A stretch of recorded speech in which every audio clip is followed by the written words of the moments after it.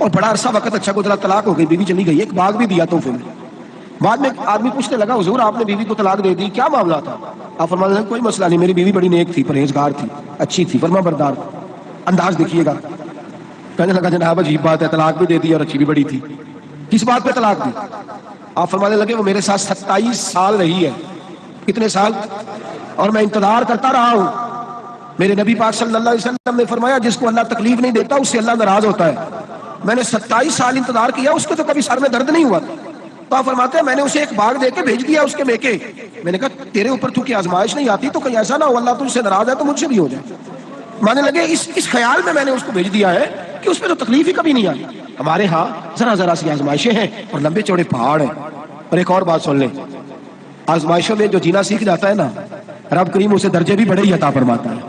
جس کا دنیا میں کوئی سہارا نہیں نہ بنتا، پھر اسے خدا کی رحمت آگے بڑھ کے سہارا عطا فرماتی ہے۔ اپنی زندگی کے اندر آزمائش سے لڑنا، تکلیف سہنا، ذہن بنا لے تکلیفیں آئیں گی، آزمائشیں آئیں گی، بیماری آئیں گی، مجھے برداشت کرنا۔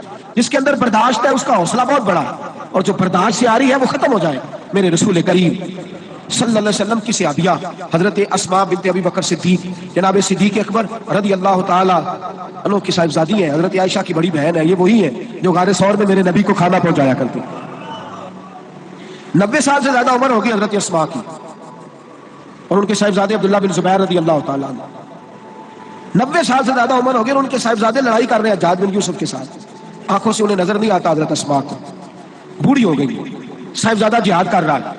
حضرت عبداللہ بن زبیر اپنی والدہ کے پاس آئے اور آ کے کہنے لگے اماں میرے کچھ ساتھی بھاگ گئے ہیں، کچھ کمزور ہو گئے، حجاج کے ساتھ میرا مقابلہ ہے۔ والدہ بڑا کم نظر آتا ہے، پریشان ہے، 90 سال سے زیادہ عمر ہے، اور ماں گلی میں جھگڑا ہو رہا ہو تو بیٹے سے کہتی ہے بیٹے تو اندر آ جا جلدی سے، تو نہ بیچ میں حصہ لے لے۔ والدہ سے آ کے پوچھتے ہیں اماں میں کیا کروں، حجاج کے خلاف لڑ رہا ہوں، بہت سارے ساتھی کچھ چلے گئے ہیں ڈر کے، کچھ جو ہے وہ کمزور پڑ گئے، کچھ نے وہ بزدل نہیں ہے، وہ کمزور نہیں، لیکن انہوں نے حکمت سمجھی ہے تھوڑی دیر کے لیے چلا جانا۔ ماں کہنے لگی بیٹے پہلے تو یہ بتا کہ تو حق پہ ہے کہ نہیں، دولت کے لیے تو نہیں لڑ رہا، اقتدار کے لیے تو نہیں لڑ رہا۔ کہنے لگی اماں قسم اللہ کی عزت کی میں حق پہ ہوں، میں فکر امام حسین کا وارث ہوں، میں ظالموں سے لڑ رہا ہوں۔ تو ماں کہنے لگی بیٹے جا پھر۔ والدہ کہنے لگی جا میرا بیٹا اور جا کے اس کے ساتھ لڑائی کر، اگر تو فتح یاب ہو گیا تو میں شکر ادا کروں گی، اور اگر تو شہید ہو گیا تو میں قیامت میں تیرے اوپر فخر کروں گی۔